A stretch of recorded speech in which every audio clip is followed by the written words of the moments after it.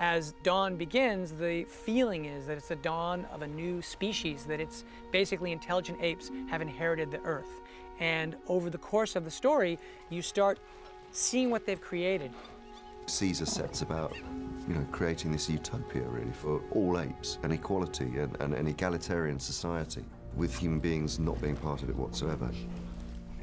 And it's almost a kind of, I wouldn't say Eden, because that's a little bit too sort of idyllic, but you see the purity and the beauty of what they've created, and you see them as a family and as these creatures who are, in a way, kind of paralleling our own evolution, if that makes sense. There's a kind of tribal existence, a tribal phase that they're in.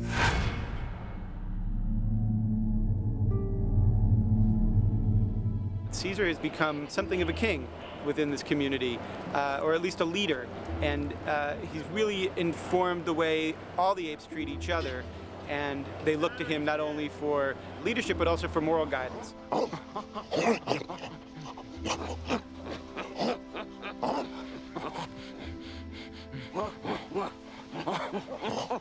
There are about 2,000 other apes and young chimps being born, new generations, and the place where they live has an aqueduct and there's a water system.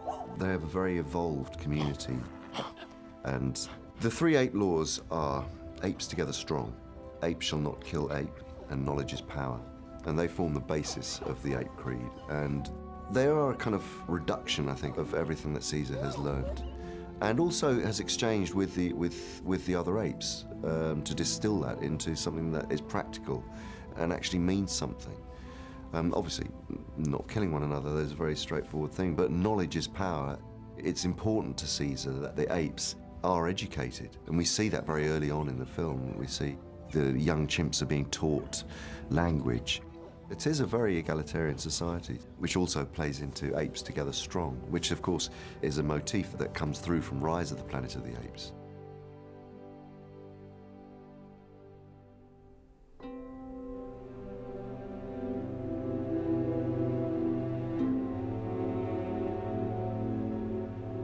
The world is a world that's being reclaimed by nature, and that was really the kickoff for us, was trying to imagine how our world would react without humans. And so we did a lot of research into the way nature would reclaim the earth. And at the same time, the birth of a new civilization.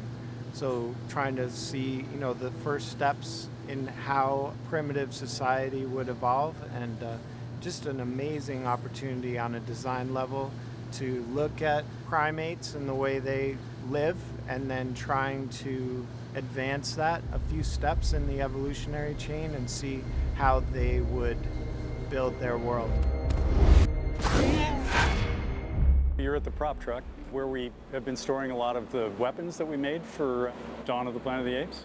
The methodology, really, and for the movie was that we were trying to promote the concept that the apes went back to the forest, rejected anything that was human, and made their own weapons out of natural materials and wouldn't use any found objects from civilization. We used a lot of natural objects like real bone and teeth and things that were scavenged and bought from around the country. And we basically put together prototype pieces, and then if we liked them, we'd mold them as well, make rubber stunt versions of them. And so here's a good example of a piece of found driftwood, and adding the antler and teeth to it, wrapping it in gut, painting it, charring it and burnishing it. That's was the methodology. This is a real lower jaw, I think, of a moose. And again, we've got everything from boar tusks to little bear and some claws, different things. Find pieces like this, and we would wrap them again, burnish, add a little bit of detail down here as well. These are some of the spears that we made, and we try to differentiate the spears and their weaponry in 2 categories, really. One is for hunting, and so hunting spears looked more like this. They're throwing spears, a little bit more streamlined, get some air, get some distance.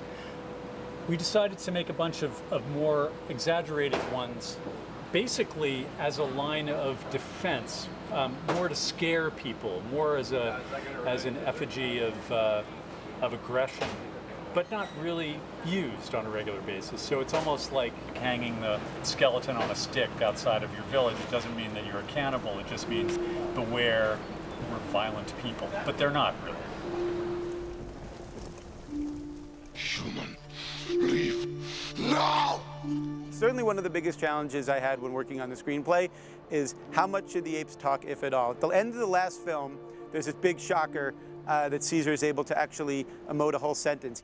Caesar is home.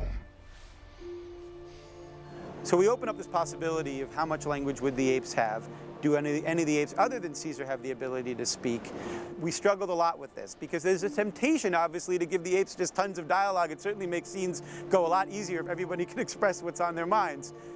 But there was a plausibility issue that we were contending with, which is it's only been 10 years, and if he's only able to say one sentence in the last film, how much speech would he really be capable of? The second question was, why would they need to speak? They were able to communicate beforehand as apes, and they developed sign language, or at least Caesar and Maurice had. Why would they want to talk like humans, or why would they need to? And so the solution we came up with was that they've developed an ape version of sign language. So it's sort of ape-specific, but is based on American Sign Language, which is what Maurice and Caesar had both learned when they were young.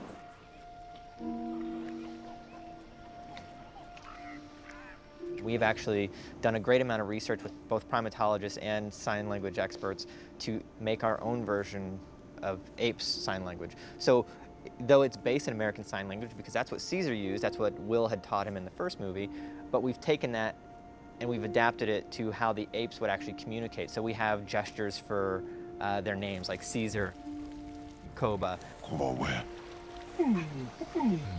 It'll all be spelled out in subtitles, but anybody out there that knows sign language might be like, wait a second, I don't quite recognize that symbol, but it's part of the apeification of that language.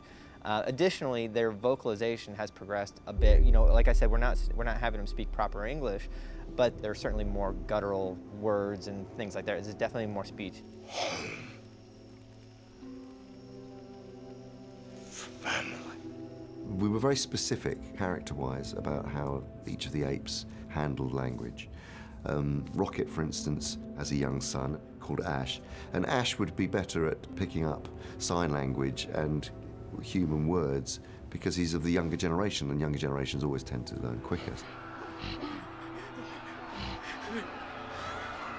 Koba hates humans. He very much wants to steer clear, but when he's completely angry, what we're trying to show also is that in anger, words are very useful because they're very quick and very direct.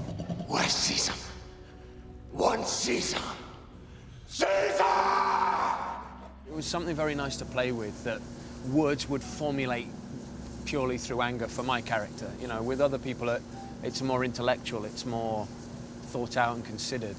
But with Koba, it's very much a guttural thing to get the words out. Apes win war!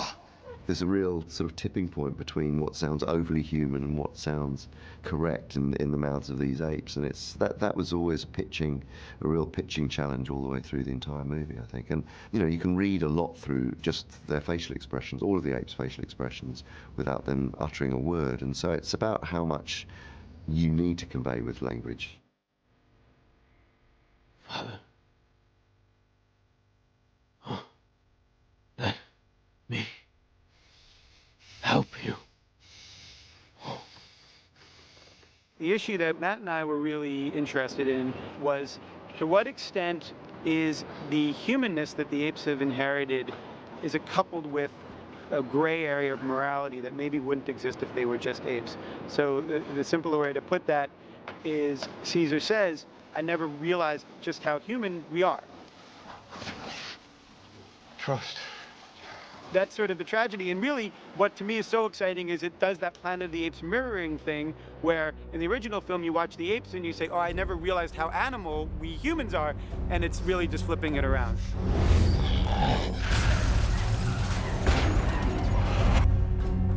We are survivors! Now they may have got their hands on some of our guns, but that doesn't words not, make them names. What are you doing? I'm gonna save